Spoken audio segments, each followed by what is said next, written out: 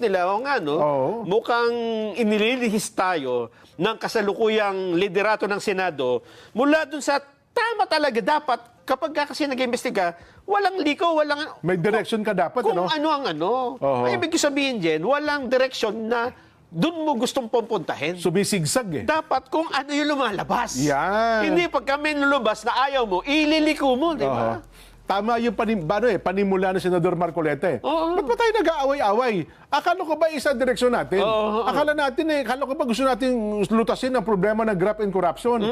Eh bakit ngayon parang ang direksyon natin Pag kami nabanggit na hindi dapat banggitin, lumilis siya eh. aawayin mo yung nagsalita.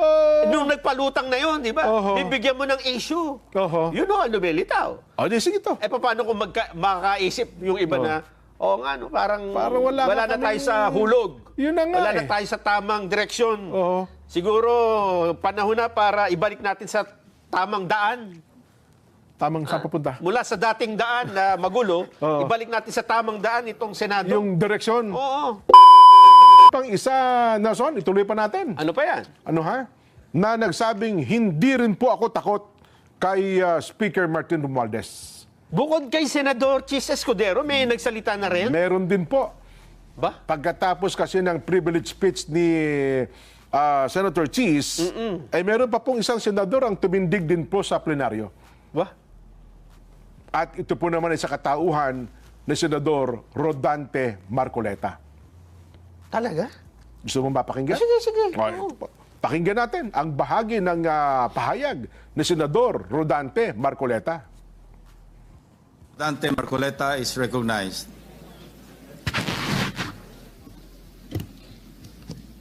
Marami pong salamat, Mr. President. Ako po ay tumatayo ngayon para sa isang usaping pampersonal at pangkalahatang pribilehyo. Ginoong Pangulo, ang gulo-gulo na po natin.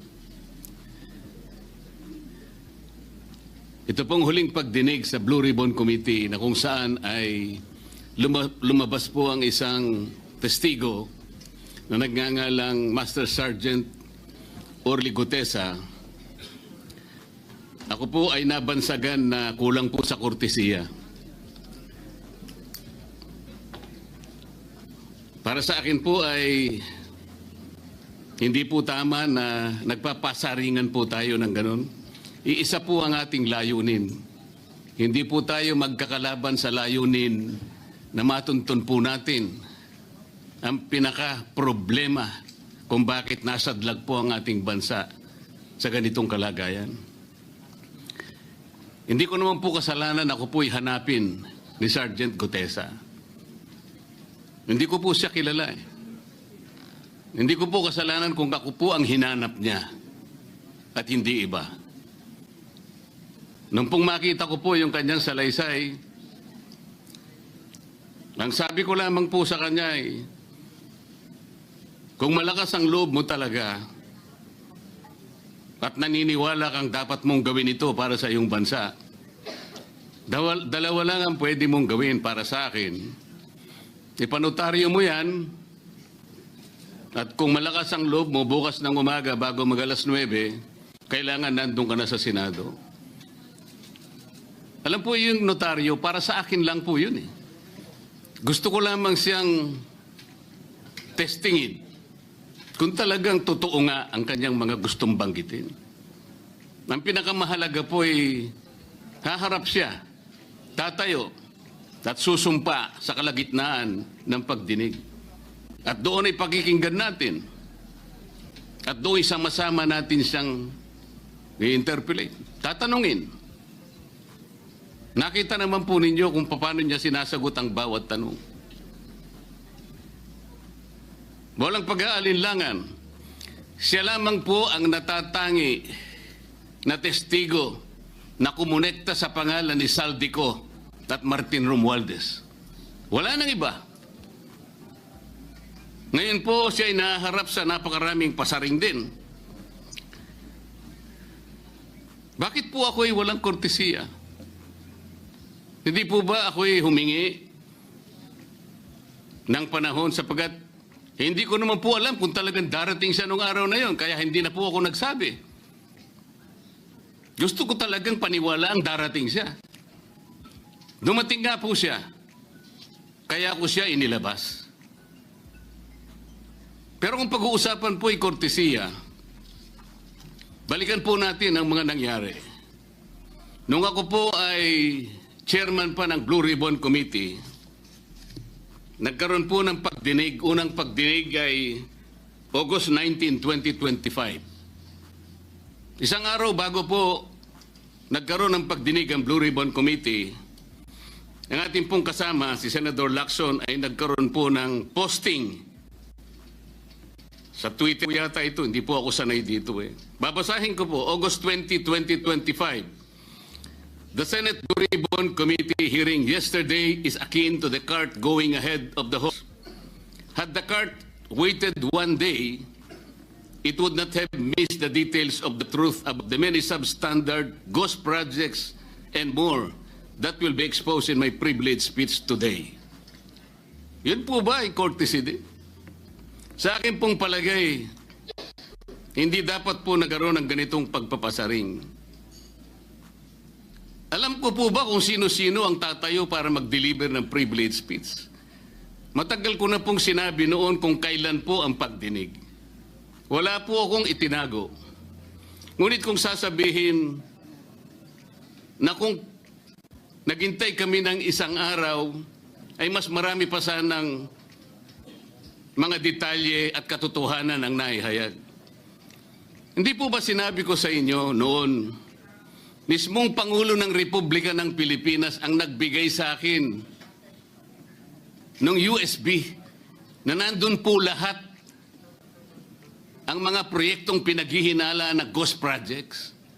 Ayaw ko lamang pong ilabas ng isa-isa sapagkat sa aking pagkakaalam noon, Ginoong Pangulo, mali din po yung binigay na mga coordinates sapagkat ang pinagbasihan nila yung MYPS, hindi yung PCMA, na palagi ko pong binabanggit. Sa mga kahit na po yung mga binanggit na projects ng ating kasama, salig po sa mga maling coordination eh. At saka konti lang, pinili lang. Nagkataon lang po maganda nga talagang pagkakapresent sapagkat kulang na lang po yung cinematography at saka screenplay. Kung meron pa lang sanang sound effects, baka nandun yun eh. Huwag po sana ganun magpasaringan tayo. Iisa po ang layunin natin dito eh.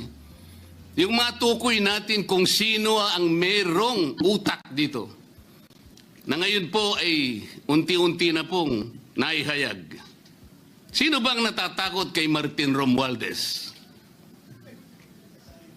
Marami po siguro dito sa kapulungan ito. Pero hindi ako natatakot kay Martin Romualdez.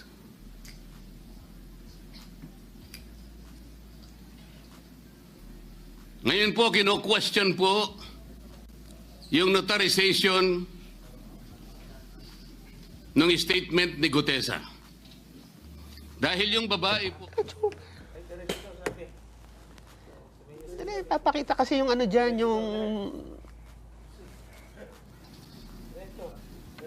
yung kanyang signature, yung kanyang pirma. Nandyan po ba yung assistant natin para ipakita po natin? Ayan po yung huling bahagi ng dokumentong ninotaryo doon sa opisina ng abogadang babae na ngayon ay tinatalikuran niya ang kanyang pirma. Doon sa right side po, ayan po yung ninotaryo sa dokumento ni Gutesa. Yung kaliwa po ay iba pong dokumento. Tingnan po ninyo yung pagkakahawig. Ibig po ba ninyong sabihin, Ginoong Pangulo, yun pong notarial details, yun po yung kulay blue, na kung saan nandyan yung PTR, nandyan po yung MCLE number, nandyan po yung kanyang roll number, yung kanyang address. Nakuha po ba ni Gutesa mula sa opisina ng abogada at in-stamp niya? Pagkatapos po yung detalye na nasa bandang kaliwa na kung saan makikita nyo document number, page number, book number, series of 2025. Makukuha po ba ni Gutesa mula sa libro, mula sa notarial register ng abogado? Paano niya makukuha? Tingnan po ninyo yung kabila, ganun din.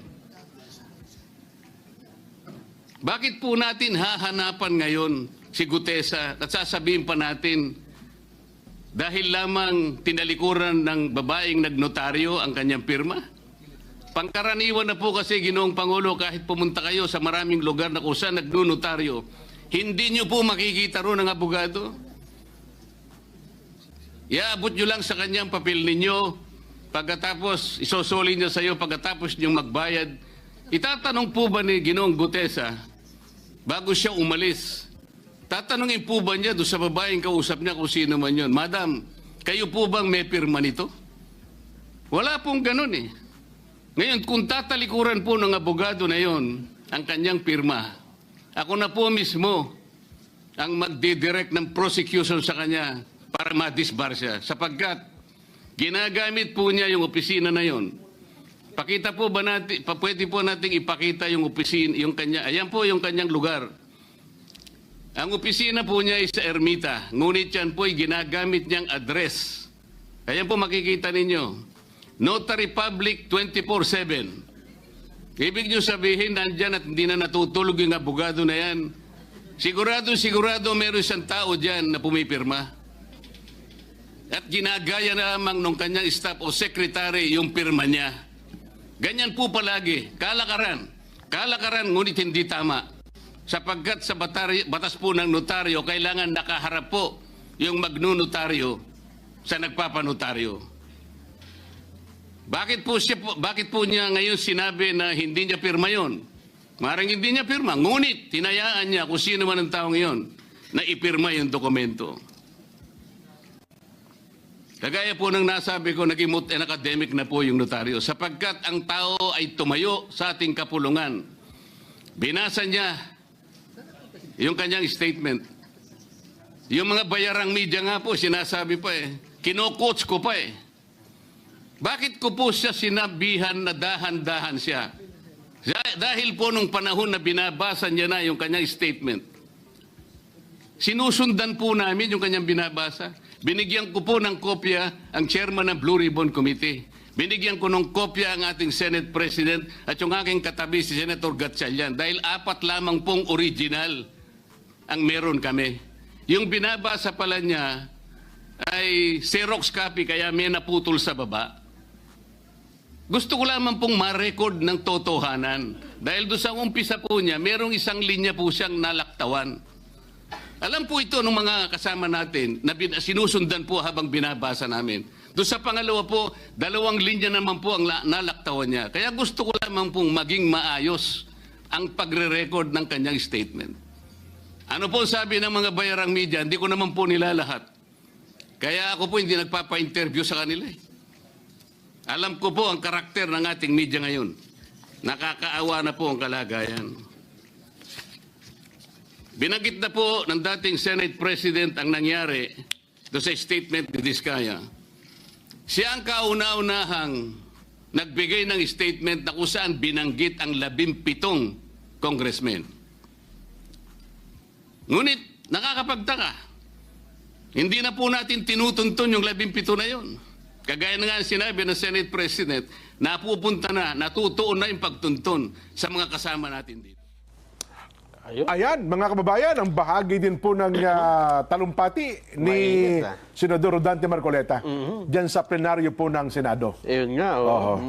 Kasi Mabibigat. napapansin ko, Jen, Oo. gaya ng nabanggit din niya, tuwing mabanggit yung... Nagpahanap ako kung ano ba magandang title dito eh. Ha? Oh, A name forbidden. Ayan. a name forbidden. Oo. Bawal banggitin yung pangalan na yun. Kala ko ang name para kay Biden. Oo nga, si Biden. Si Biden. Tuwing nababanggit ang pangalan ni Biden, Biden, Oo. Biden, parang presidente dati. Presidente ng Amerika.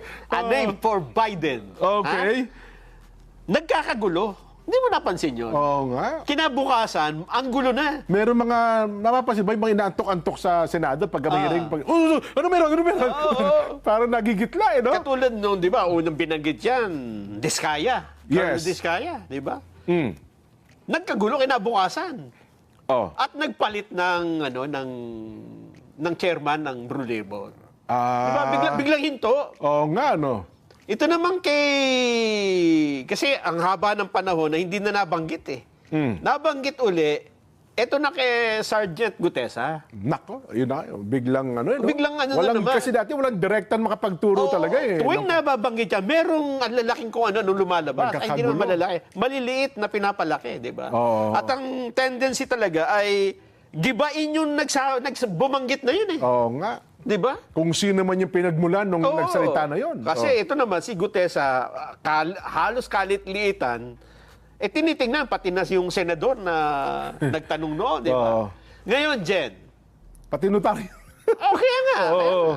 Ngayon, direkta ng binanggit ni Senador Chis Escudero. Oh. At talagang hindi lang isang beses, paulit-ulit yung a name forbidden. Oho.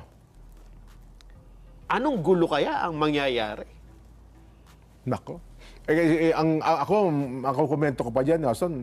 Ang lagi naapektuhan kasi Senado, no? Pag nabanggit yung name forbidden na binabanggit mo, Senado ang nauuga. Kaya nga. Well, At saka, siyempre, Jen, ang tao naman na tumitingin, pwedeng makapagmuni-muni eh. No? oho. Na, oo nga, no? Bakit noong ito ay si Chisba ang Senate President at ang chairman pa ng Blue Ribbon Committee ay si Senador Marcoleta, okay naman eh, di ba? May direction naman na Yun na nga. pinupuntahan. Oho. Nung nabanggit lang yung pangalan na yun, biglang nagpalitan. Ngayon, binanggit na siya sa mismong Plenaryo. plenaryo. Oho. Ano naman kaya mangyayari? Nako, alam mo, yun ang, ewan ko lang ito sentimiento ng ilang mga senador na para bagang ang kanilang Senate leadership ngayon ay para bagang apektado kapag ka nababanggit ang pangalang ito. Yung name forbidden. Yes.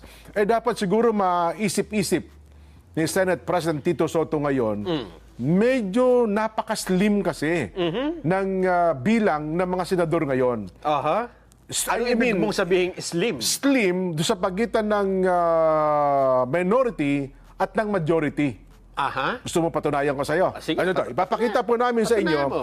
Ilan ba ang bilang at sino-sino ba ang mga senador na nasa sa majority? Majority. Tingnan At natin. ikukumpara naman natin ilan ba ang mga senador na nasa majority? Nasa minority pala. Ano ha? Kasi dito, feeling nila kasi para bagang hindi napoproteksyonan ang kapakanan ng mga senador o ng Senado. Teka ha, Jen ha. Oo. Nung makatitingnan nyo ba yung video nung bandang huli pagkatapos magsalita ni Chis? Oo. Linapitan siya ng mga senador. Oo nga, napansin ko rin yun. tingnan mo, Naputol lang kahagad Ang lumapit, Pia Cayetano, Okay. na ngayon ay Majority yan. Majority. Yes. May nakita pa ako doon, madami. Oo. Madami pumunta sa kanya, kumumay. Dapat na yung off-air, hindi off-air. Tawag yung pagkatapos, mamaya siguro, Oo. doon sa mga reporter natin sa loob ng Senado, sino-sino yung naglapit at nakipagkama yan. Halimbawa, nakuha niya ang simpatya ni Senador Escudero. Okay. Yung mga naglapitan at naisip nila, nga, no? Oo. Mukhang inililihis tayo ng kasalukuyang liderato ng Senado mula dun sa tama talaga dapat kapag kasi nag-imbestiga, walang liko, walang... May direction ka dapat, Kung ano? ano ang ano. Oo. Ay, ibig sabihin, Jen, walang direksyon na dun mo gustong pupuntahin. Sumisigsag Dapat kung ano yung lumalabas. Yan. Hindi pag kami lumabas na ayaw mo, ililiko mo, di ba? Oo. Tama yung panimula ng Senador Marcoleta eh. Oo. Ba't ba tayo nag-aaway-away? Akala ko ba isa direksyon natin? Oo. Akala ko ba gusto natin lutasin ang problema ng graft and corruption? Bakit ngayon parang ang direksyon natin Pag kami nabanggit na hindi dapat banggitin, lumilis siya eh. aawayin mo yung nagsalita. Nung nagpalutang na yun, di ba? Oo. Bibigyan mo ng issue. Oho. Yun ang lumilitaw. Sige to. Paano kung makakaisip yung iba na, nga, no, parang wala na kaming- tayo sa hulog. Yun na nga Wala na eh. tayo sa tamang direksyon. Oo. Siguro, panahon na para ibalik natin sa tamang daan. Tamang saan papunta? Mula sa dating daan na magulo, Oo. ibalik natin sa tamang daan itong Senado. Yung direksyon. Oo. Mukhang, ipakita ko lang, direct. ipakita natin, sino-sino ba ang mga nasa, yan ha? Majority. Majority ng 20th Congress po ngayon. Tito Sen, Senate President. Ayan. Ping Lacson. Halimbawa, sabihin na pro tempore. natin, dahil sila ang namumuno ngayon, Senador Soto, Ping Lacson, edi mananatili yan, di ba? Halimbawa, si Senador Mig Zubiri, bagnamat may conflict sila ni Escudero kasi yun ang nagkusa kanya, di ba? Yes, dati. Huwag na natin isama yan. Riz Ontiveros, sa tingin mo, sasama yan doon sa pagka nababanggit si Speaker, ibig bang sabihin, protector si Riz Ontiveros ni Yung Riz Speaker? Ontiveros, ano yan? Kung totoo lang yan, yun ang pag-uusapan natin eh. Pagka nakumbinsi mo, Senador Ontiveros, mukhang pinoprotektahan nung kasalukuyang Senado ang talagang may kagagawa nito, makukumbinsi si Senador Ontiveros? Posible. Wala masama. Posible. Sigurado ka? Kasi dati hindi naman siya sumama, di ba? Pero ako sabi ko kung sa tama lang naman ang pinag-usapan. Sabihin natin, 50-50 yan, huwag na natin isama. Sige. Lito Lapid. Tahimik lang. Ano ba, napaliwanagan mo? Lalo, tapos ang magpapaliwanag, halimbawa, Kapampangan din. Kapampangan. Marcoleta. Posible. Di ba, isama na lang. Juan. Bam Aquino. Dati nang sa kabila yan eh. Speaker, Romualdez. Poproteksyonan ba niya si Romualdez? Kung pag-uusapan, mukhang hindi, Nelson. Hindi? Hindi yan po proteksyon yan, no? Kung ang pag-uusapan ay, Sigurado ka? Hindi, sa tingin. Dalawa. Pia Cayetano. Ay, di lalo na. Kasi kay Alan. Doon yung kapatid niya, tsaka maninindigan niya bilang abogado. Tatlo na.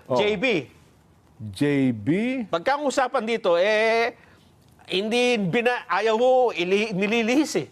Doon tayo sa talagang, kung sino talaga may sala, papanagutin natin. JB, sa tingin mo, sasama o... Sa tingin ko, sasama din yan. Kasi ako, si Senador JB, kilala ko rin yan. Sa tama lang din yan. Gatchalian. 50-50 ako dyan. Huwag na isama. Mark Villar, na tahimik lang din to.